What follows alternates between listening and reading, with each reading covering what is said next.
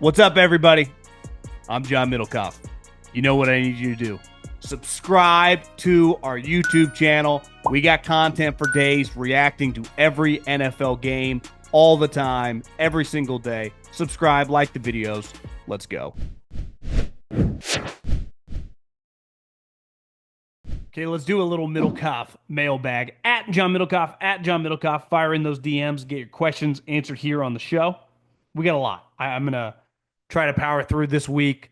A ton of questions because my inbox is loaded. We will start with Thomas. Thanks for taking my question. I know you do a little gambling. That I do. And after my Scotty Scheffler and Bryson DeChambeau top 5 PGA championship, the 4,500, I'm just handing it right back to DraftKings after I bet on the Minnesota Timberwolves. Thanks for your effort, Anthony Edwards. Just not quite good enough.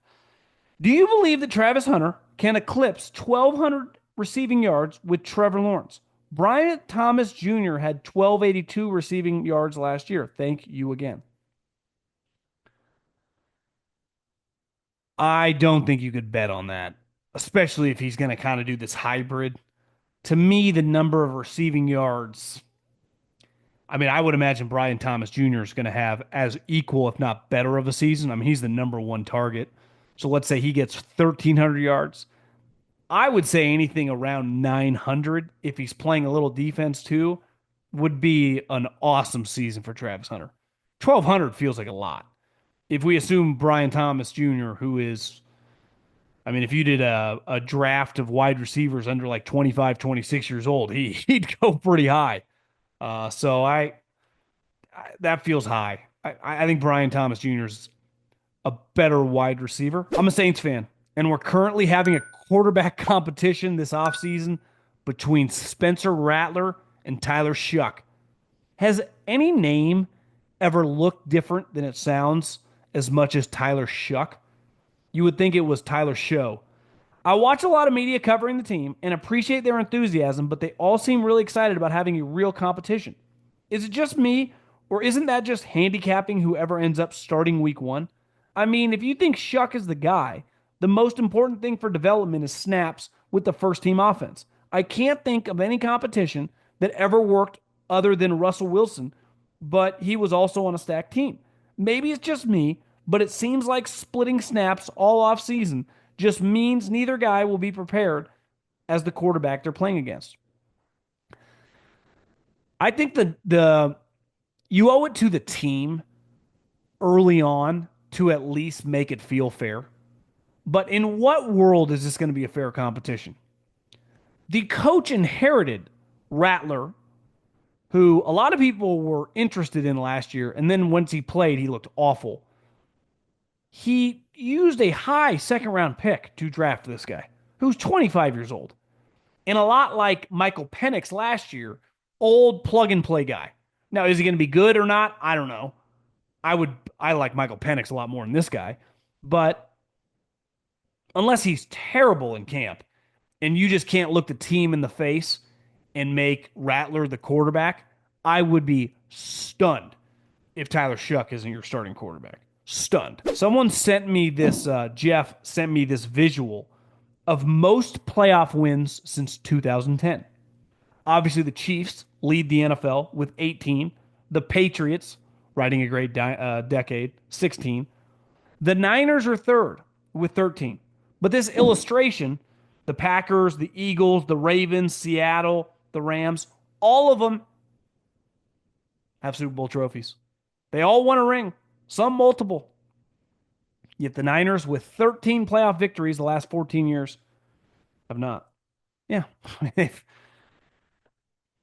got close a lot. A lifelong Packer fan. I have two questions. Who do you feel the Packers were going to draft based on needs? Who do you feel the Packers? Do you feel the Packers drafting a receiver in the first round and third round puts guys like Watson, Dobbs on notice? Appreciate the feedback and congrats on your marriage. Thank you. I would say Christian Watson has a torn ACL. Torn ACL. And I mean, interesting player. Obviously can fly, and a couple years ago had like 8 touchdowns. But I don't know if Christian Watson's really I didn't know he was from Phoenix. His career. Crazy thing is Christian Watson. Now, granted, North Dakota State. I mean, he has breakout year his senior year at 43 catches. Uh, I mean, his breakout year in the NFL was his rookie year, 41 catches, 7 touchdowns. 23 played 9 games, 5 touchdowns, 28 catches. I mean, just last year he had 29 catches. I guess he tore his ACL late, so he played in 15 games. He had 29 catches last year. 29. Like, do I put a guy on notice that has 29 catches? I think they draft Golden in the first round because they're like, these guys just aren't good enough. And one guy's got a torn ACL. So I think they draft Golden because they think he's going to play and start immediately. If you would bet on any sport, non football, to overtake all other sports in popularity revenue, what would it be? I saw your comment about how hockey only being popular in cold regions. I disagree. Being from Vegas, the Knights have, love them or hate them, added juice to the sport. They're more popular than the Raiders in Vegas. Literally, everyone's a diehard Knights fan. Look at the remaining playoff teams in hockey. It's Florida, Dallas, Carolina, and Vegas. And Vegas last round. Hockey easily is the most. I'm not denying. I watched the Carolina Florida game last night, or some of it with the T Wolves game. I'm not denying that the Florida Panthers aren't popular in like the Miami area, or the Vegas isn't really popular, or when the LA Kings were good, they didn't have a big. I'm not talking about like local fan bases. I'm talking about the amount of people playing the sport. Are there more people in Vegas, more high school and junior high kids playing hockey or football? I think we all know the answer to that. Are there more people in the Miami, Fort Lauderdale area playing hockey? Carolina Panthers, I would imagine they beat or excuse me, the Florida Panthers are going to beat Carolina, and they're going to the Stanley Cup Finals. They won it last year, and they are going to be favored. I would guess they're going to play Edmonton. They're going to be favored to win it again. There's a decent chance they go back to back. The Miami Dolphins, fuck, have they won a playoff game in like 20 years? Yet what's more popular? I'm not talking about NHL teams like doing well. If you're a professional team, non football, baseball, basketball, or hockey, and your team is awesome, guess what's going to happen? People are going to give a shit. People are going to care. If your team sucks in those sports, guess what's going to happen? People aren't going to care as much. So I think you would say hockey's the most niche out of those three.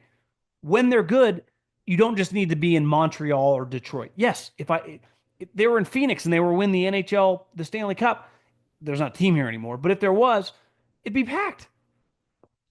My point was more about the youth playing it. That creates a fan, right? Most of us have played some form of basketball, baseball, or football when we're kids. And that's easier to pay attention as we get older. But it's easy for me to like I don't watch nearly as much baseball as I used to, but when the playoffs start, I can dial in. And guess what? Haven't played baseball since Little League, I know all the fucking rules. you know, basketball, like I can watch a basketball game. Haven't played organized basketball and actually was in a pickup league when I was in Philly with my buddy Mike Bradway, who works for Veach now.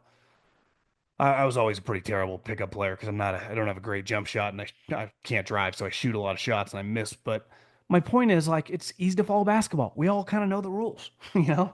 That's my point. It's not about like the Vegas Knights aren't a big deal. What is a bigger deal, the Raiders or the Knights? The Raiders are.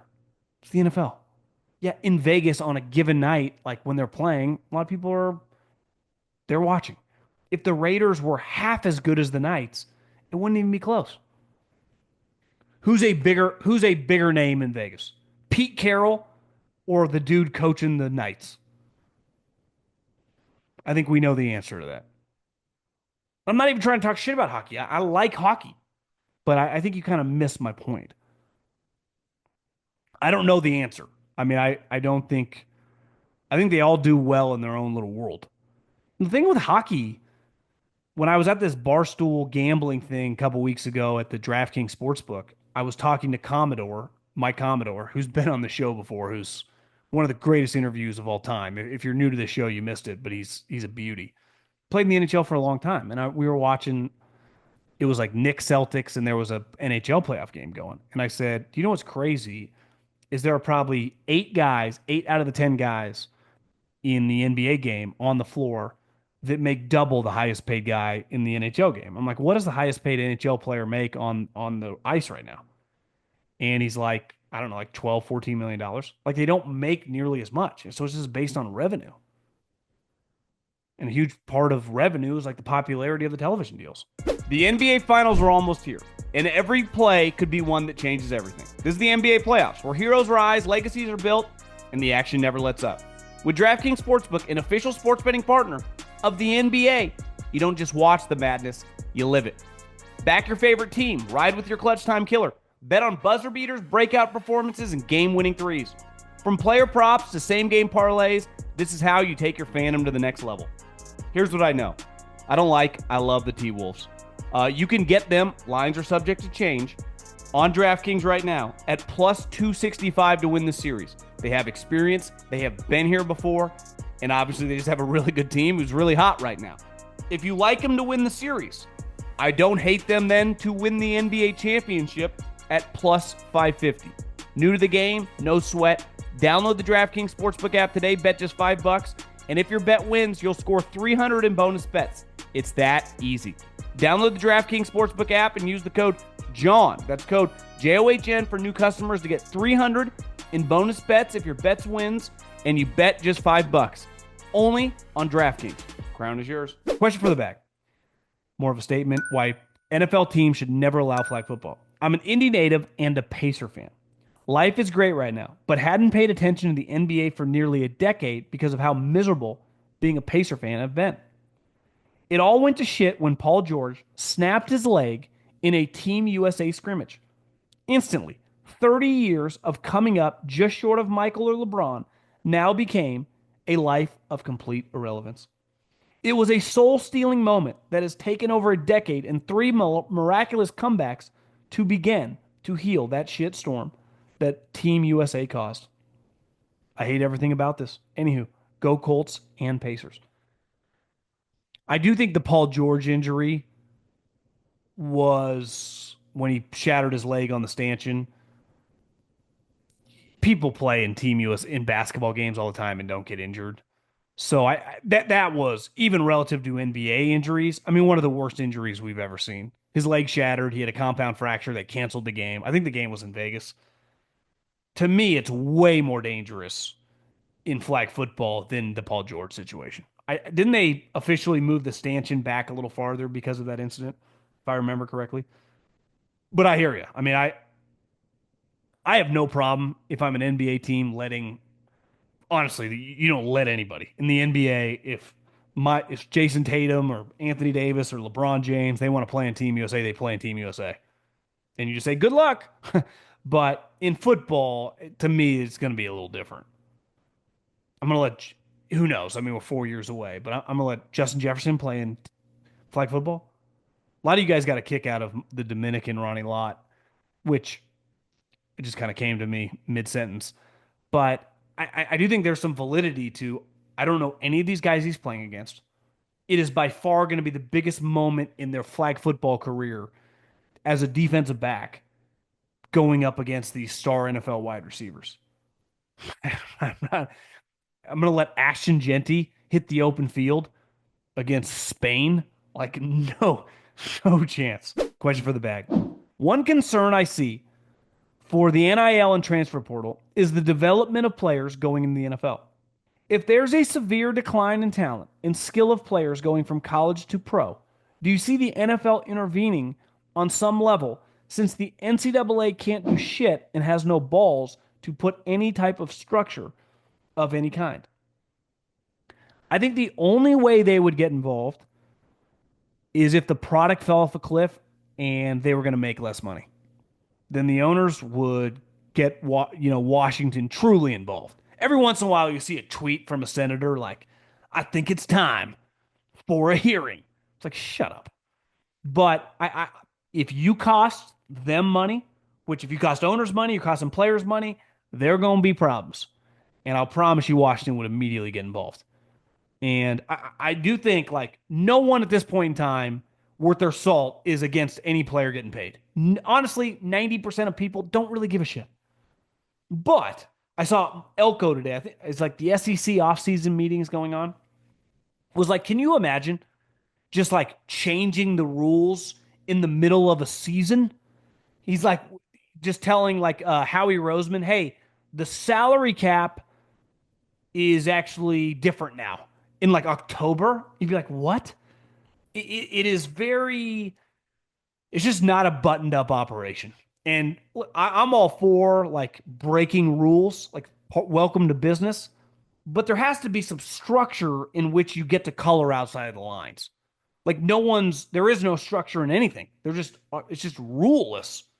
And I don't know. We have a small sample size, but I actually think it impacts human beings. Most of these guys are not going to go to the NFL. Most of them are never going to play a snap in the National Football League. A small percentage of college football players, Division One, Power Four college football players, play for the Eagles, the Cowboys, the Niners, the Packers. Like they never play in the NFL. Most of them go on to society, like you and me. Yet I remember last year I played golf with this guy, and we were talking football, and then by like the seventh hole, he's like, "Yeah, I was the backup running back for mid 2000s for USC. I was in the room with Lendale and Reggie White. Reggie's still my good buddy today. Matt Leinart, we do a bunch of stuff together." And I was like, that relationship he has for his 5 years at USC, that individual now, not in a million years. He was a huge recruit. I remember, I forget his name, but he was like a role player, kickoff return. He was like the fourth string running back who dressed on game day and played a little. And he has friends for life and this group and his experience. Like he won multiple national titles and changed his life, set him up once he got in the real world. That individual, that 4 or 5 star recruit that went to Alabama, that went to USC, that went to Oregon, he would have transferred within a year or two. And potentially, when he looked back at 4 or 5 years, been at like 3 different schools. He was never going to play in the NFL no matter what. But is he better off? Like, yeah, ended up playing at Boise State and then UTEP. I started at USC. Or the crew of guys that were like, yeah, I just played my whole career at Oregon. Was never a starter, but some of my friends for life. These guys are going to be in my wedding. Uh, it's just an incredible experience. Like that part of it, and I don't blame a guy. If I was a backup and I was 19 years old, I'd be like, hey, Boise just called. They'll give me 200 grand. I'll be their starting running back or starting linebacker. Well, then what if you get there? Because football at the end of the day, like the pads fucking come on, the chin straps get buckled, and you practice and you got to win a job, right? No matter what star you are, no matter even how much money I give you, if you can't get it done, you are not going to play at the sport in the NFL or college. I can sign a huge free agent. If Milton Williams, I'm just using this as an example. I like the guy. I'm not trying to. He's the first guy that popped in my head. The Patriots gave him all that money. If Milton Williams, for whatever reasons, doesn't transition to their scheme and doesn't play well and sucks, he will not play. Period. Point blank. End of story. He'll get paid, but he won't play. And like that's part of the sport. So yeah, I mean, I think it has a lot more impacts of like there just needs to be some structure. Unlimited transfer portal feels kind of ridiculous, honestly. Wasn't the first thing is like, hey, if your coach leaves, he either takes a job or gets fired, you should be able to transfer. Everyone was cool with that. Now it's like, if your coach leaves, stays, doesn't go, whatever, you can transfer whenever you feel like it. My question is, what is your ranking of offensive minds in the NFL?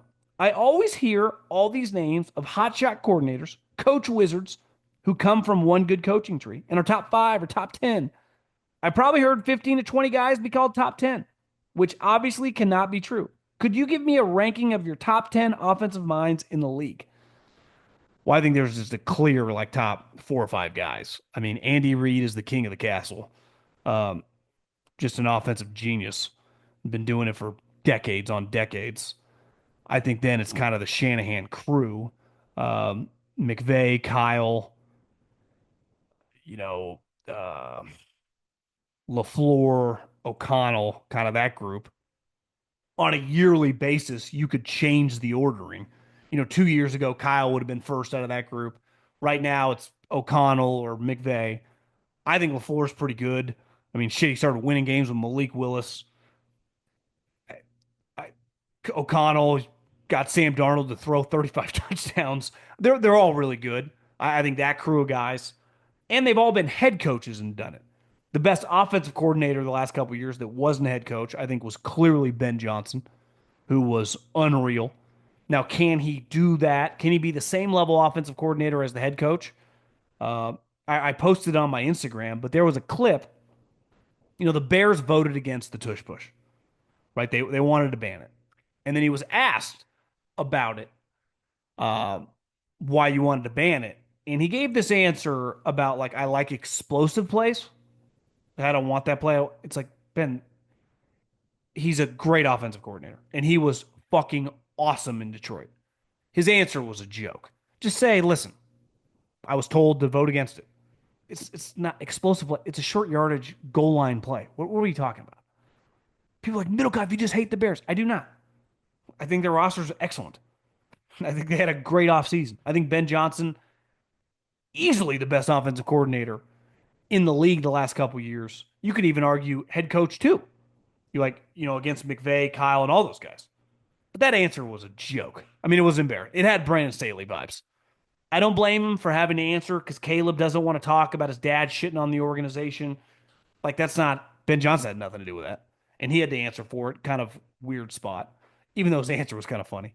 But the tush push, it's like, bro, it's not an explosive play. It's 4th and 1 at the 50-yard line, trying to get a first down.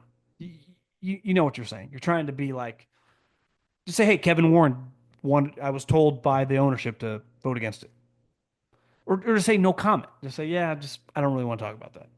I thought his answer was pretty cheesy. Interested in investing in Bitcoin, but not sure how to get started? With the Gemini credit card, you can dip your toes into Bitcoin without even trying.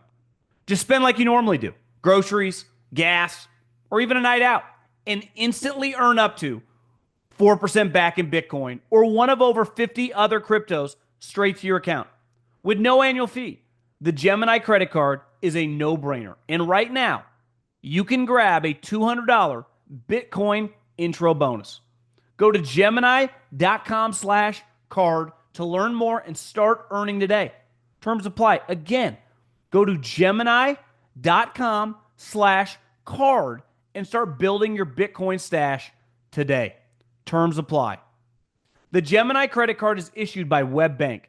In order to qualify for the intro $200 crypto bonus, your application must be approved by June 30th, 2025, and spend $3,000 in your first 90 days. Terms apply. Some exclusions apply to instant rewards, in which rewards are deposited when the transaction posts. This content is not investment advice, and trading crypto involves risk. For more details on rates, fees, and other Gemini credit card terms, see rates and fees. Hey man, love the pod. What's your take on the Saints? I'm 26, been a fan since '04. I fell in love with the colors. I hate Mickey Loomis. How he kicks the can down the road and mortgages the future year after year, and the only thing saving us is the rising cap. I think this new era of Saints football under Kellen Moore could be great. Our quarterback coach is the dad of a college quarterback. Thoughts? Well, Doug Nussmeier actually was drafted by you guys, I think back in the 90s. He can sling it, lefty from Idaho. Yeah, I mean, I don't know Kellen, but I like Doug Nussmeier a lot. And I root for Kellen. I've watched him since a player at Boise State. I would be excited if I were you guys. I do think this season could be pretty ugly. I do think this season could just be weird, especially if Tyler Shough is your starting quarterback. Maybe I'm proven wrong. Maybe it just Tyler Shough is like Dak Prescott in 2016, and he's just solid, and your team's solid around him. Because I actually do think you have some solid players. Your offensive line should be pretty good. You definitely have some good players on defense. If everyone's healthy on offense, you got Kamara, tight end. I forget the name. Solid. You got 22 who got injured late in the season, but he can fly. Sheen, I think his name is. Chris Olave is a good player. I mean, you got some pieces, but I don't know about Tyler Shough. I'm a Lions fan, and I think losing both coordinators is a net positive. Their heads got too big, and it interfered with our playoff game. So glad the Bears are the team that fell for it. Can't wait to beat his ass twice a year. In 2 years, both Glenn and Johnson will be begging Dan for their jobs back. Uh, I, I think a couple things can be true. I get why you're mad about the playoff situation, losing to the Commanders. You guys had a bye. So it's like, what were they really going to do over the bye? Your team on defense was depleted. So, like Aaron Glenn, I do think those guys tried really hard to win that game. I don't think they just mailed it in. I really don't. And the Chicago Bears would have sold their left nut to get Ben Johnson. Is it going to work out? I have no clue. You would say based on history, probably not. But 1,000,000% they had to hire him. Now, Aaron Glenn, the Jets, I not an easy place to win, especially if Justin Fields is your quarterback. Could be tough, but I can't hate on Ben Johnson or Aaron Glenn. I like them both. I just think it's gonna be there's a lot of pressure on Ben, who a couple years ago was like scared to become a head coach.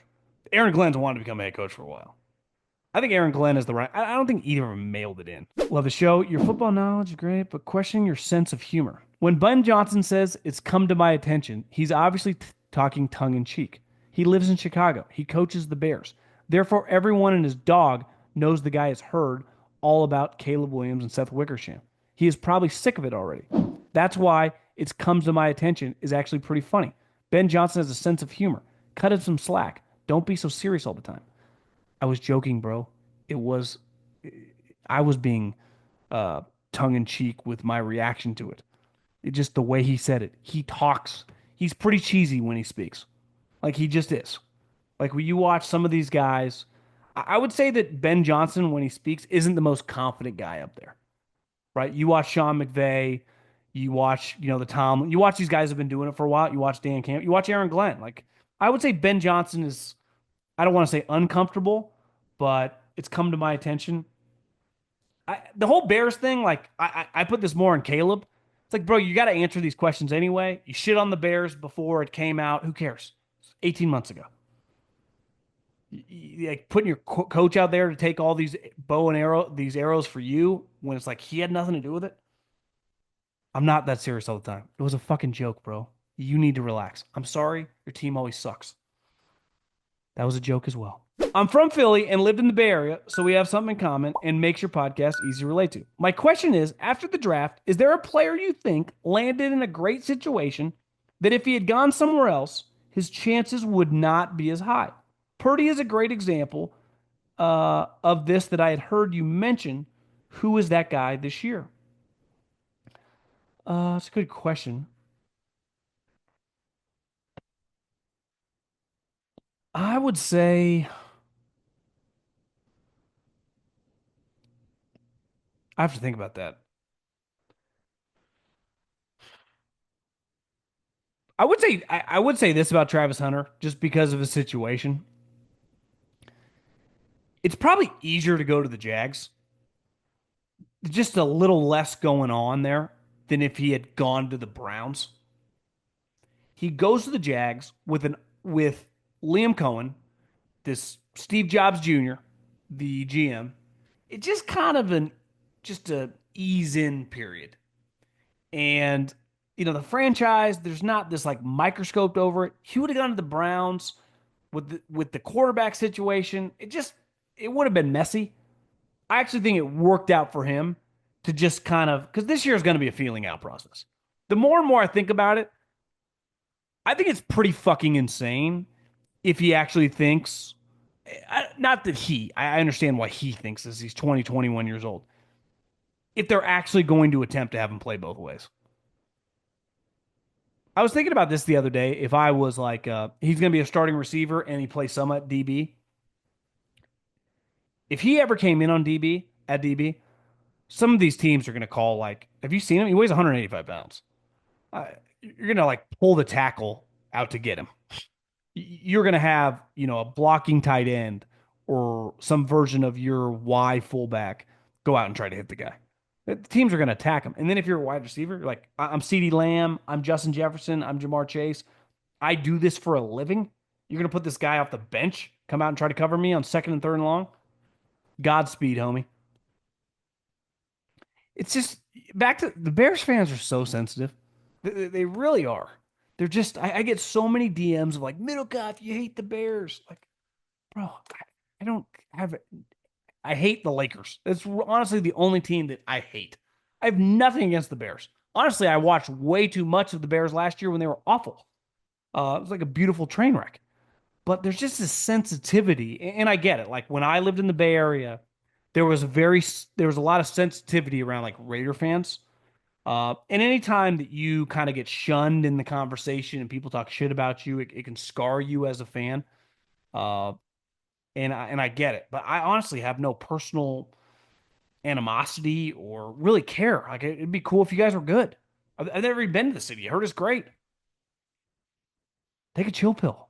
Like everything's gonna be okay. Why doesn't the NBA have a similar to the NFL honors, where they hold a big event to announce Player of the Year awards instead of just unceremoniously announcing the awards individually throughout the playoffs? Feels like a missed opportunity to make a lot of money and potentially boost viewership. Well, when the NFL does it, they do it the night before the two nights, the Friday night and Super Bowl Sunday. Most of the guys and the coaches who win those awards can attend the event. In basketball, as they announce in the playoffs, a lot of the guys are playing. The MVP, the sixth man, the defensive player of the year, the all NBA teams. It'd be a little more complicated. I guess maybe you could do it during the NBA finals. Uh, I don't know. I just don't think it's apples to apples. I hear what you're saying, but I don't know if it'd quite work the same. Think about like the NFL. Their Hall of Fame is a really big deal.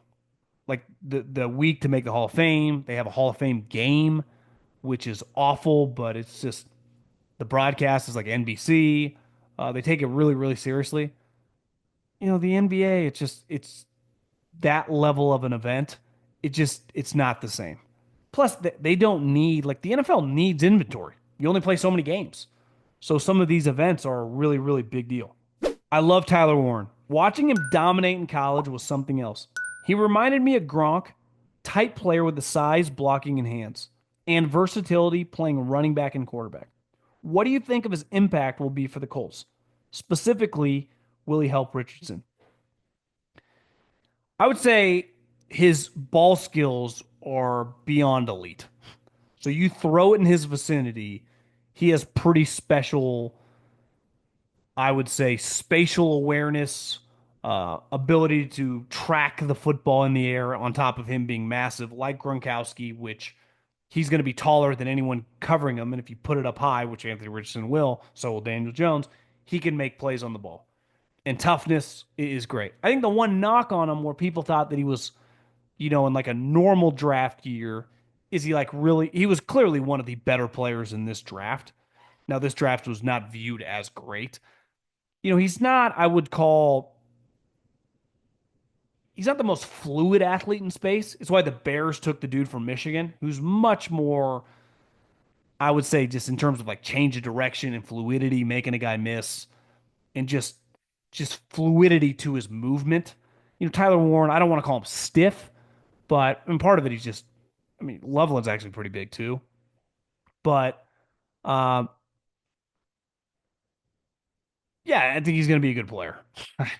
I thought about this. I don't know if it was yesterday, maybe a couple days ago, because I saw something on TV that like think about the Colts basically have two guys competing for their career in Anthony Richardson and Daniel Jones.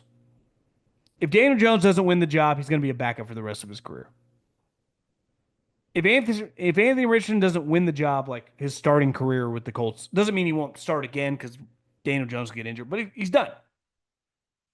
And I was watching Schrager was on McAfee today, and he's like, maybe Pat said this, and he's right. The locker room's going to know before it ever gets announced. Like they'll just know. But like it's a true like one of these guys is going to win the job, and it's clearly like Anthony Richardson. You're not getting the benefit of the doubt with your um, GM and your coach, and Daniel Jones really has nothing to lose. So it's not the ideal spot for Tyler Warren to go. It's not exactly quarterback friendly. Like you put Tyler Warren on the Chiefs. If you told me Tyler Warren, like the Colts have a rough year because of quarterback play, and Tyler Warren doesn't have a very productive year, it might not be his fault. If you put Tyler Warren on the Chiefs or the Bills, like I'd expect like 65, 70 catches. Do you think these highly competitive billionaire owners would send in mercenaries at the Olympics from random countries to target and injure division rival star players? Sounds wild, but Jerry Jones paying some poor athlete from Russia $200K to take out the knees of A.J. Brown seems believable considering the money and reputation on the line. For as crazy and believable as most stories would potentially be when it came to the NFL, like you could give me some hypothetical and it could be the most far out thing you've ever said. And it'd be pretty easy to kind of come to grips. Like, yeah, I can see that happening. I think I see what you're saying. If you got caught, I think you get kicked out of the league. So you would be risking your franchise. Now, again, it's like sometimes I have buddies in business. It's like they could force us to sell. Well, if like your business is worth a lot of money, yeah, it sucks to have to sell your business. But if you're selling it for millions of dollars, it's not like they're just seizing your assets.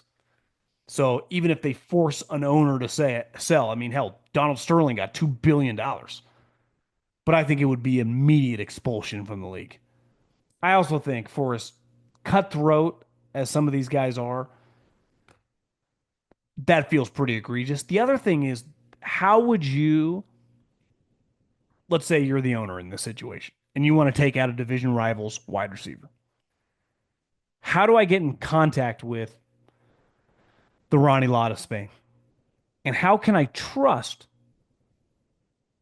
that he won't say a word? It's always my issue. Like, and listen, I'm a conspiracy theory guy. I believe or think things are believable.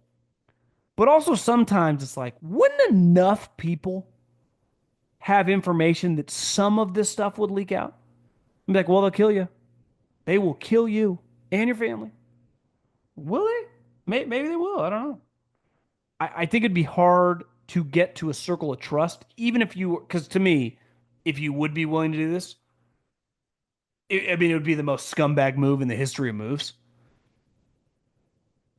How would you feel comfortable that it would never get out? Because if it ever got out, I think it would be hard to ever. Because ultimately, like, kill the head, the body will die. The Saints bounty. Like, welcome to football. It's like, wait, he's got a hurt ankle. Go after the ankle. It's like part of sports. Now you could argue they crossed the line. I think that was a little overblown, but if you paid some dude from like Russia to take out your rival's player, be a tough look if you got caught. Question for the bag. What's the ceiling for Drake Maye and the Patriots? I mean, I think he's really talented, and Vrabel is a good coach. But are we sure McDaniels is the OC for him and his skill set? They always wanted a mobile quarterback. Part of what they tried to get with Jimmy Garoppolo in 2014 was a guy that had just more, this was a much better foot athlete that you could get on the move. Like that just wasn't part of Tom's game the last 10 plus years. I mean, he never was a great athlete relative to NFL standards. But you see some clips of Tom in like '06. Like he could move around much better. He was not doing any of that from like 14, 15 on, right? He was true pocket quarterback. If he had to move, he's hitting the ground. So I think they aspired to get that and they never did. Well, part of aspiring to do that, I bet Josh was like, well, I got a bunch of plays that I can run with them. So